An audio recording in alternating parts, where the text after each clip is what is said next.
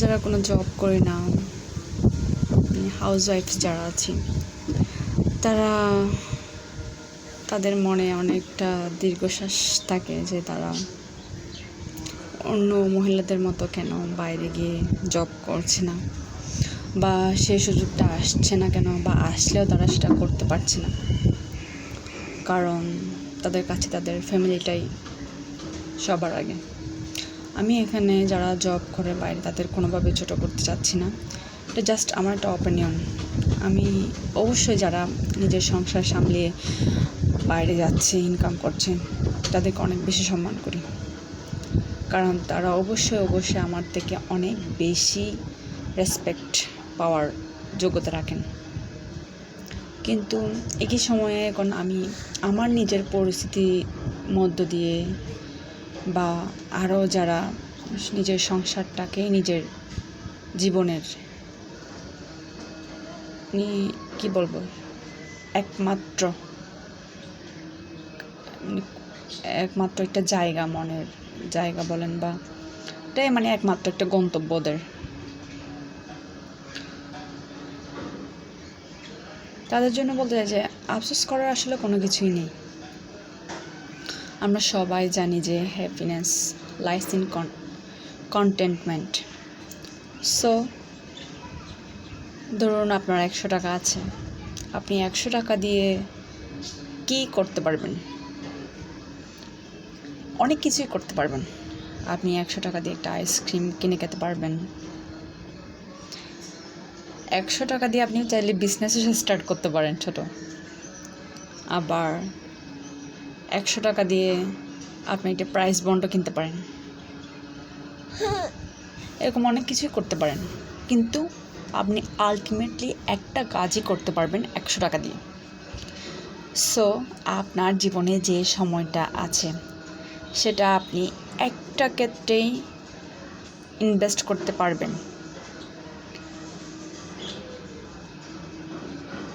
আবার এখানে আমি শুধুমাত্র বলছি হচ্ছে আমরা যারা জব করি না, যাদের জীবনের ধর্মকর্ম বলতে একদম সংসারটাকে অ্যাকসেপ্ট করে নিয়েছি, আমি তাদের কথাই বলছি। যাদের বাচ্চা দেখাশোনা করার জন্য কেউ নেই, নিজের বাচ্চাদের নিজেরই একা দেখাশোনা করা লাগতেছে, যাদের অন্য কোনো উপায় নেই, সংসারটাই হচ্ছে যাদের জীবনের একমাত্র একটা কাজ, তাদের জন্য বলছি জীবনে আফসোস রেখে আসলে কোনো লাভ নেই। আমাদের হ্যাপি থাকতে হবে আমরা যা করছি তা নিয়ে। সো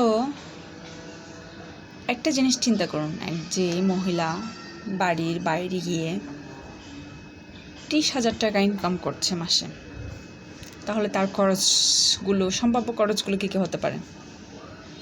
তার যাতায়াত খরচ থাকতে পারে, তার অফিসের খাওয়ার খরচ থাকতে পারে, তারপর তার ড্রেস আপের খরচ থাকতে পারে, তার মেকআপের খরচ থাকতে পারে, যদি তার বাচ্চা থেকে থাকে বাচ্চাদের জন্য তার খরচ সে করতে পারে।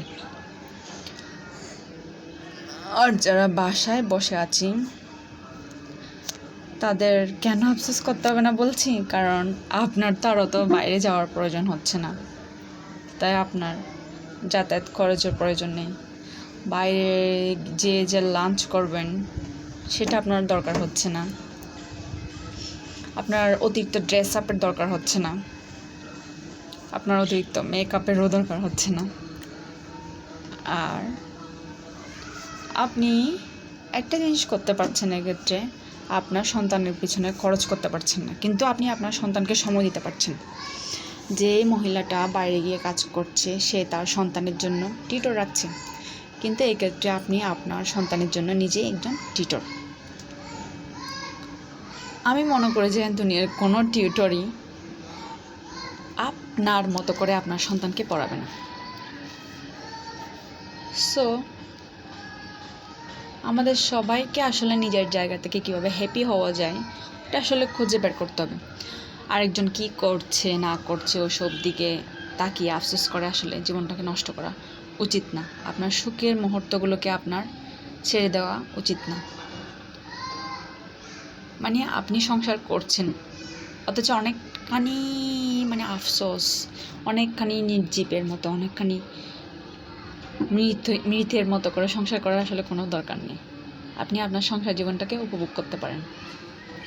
আর অবশ্যই আমি এক্ষেত্রে একটা কথা বলবো যে আপনি চাকরি করছেন না তো কি হয়েছে, আপনি আপনার নিজেকে ডেভেলপ করার জন্য, আপনার সেলফ ডেভেলপমেন্টের জন্য আপনি অনেক কিছুই করতে পারেন।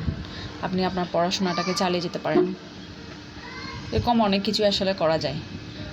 আমি মনে করি যে আরেকজন কী করছে, কী বলছে আপনার পিছনে, এসব নিয়ে সময় নষ্ট না করে বেটার দেন আমাদের করা উচিত হচ্ছে আমাদের সেলফ ডেভেলপমেন্টের জন্য আমরা যা যা করতে পারি সব কিছুই। সো জীবন একটাই, আমাদের উচিত এভরি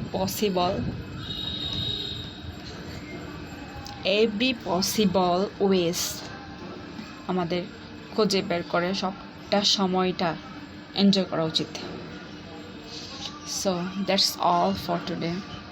থ্যাংক ইউ।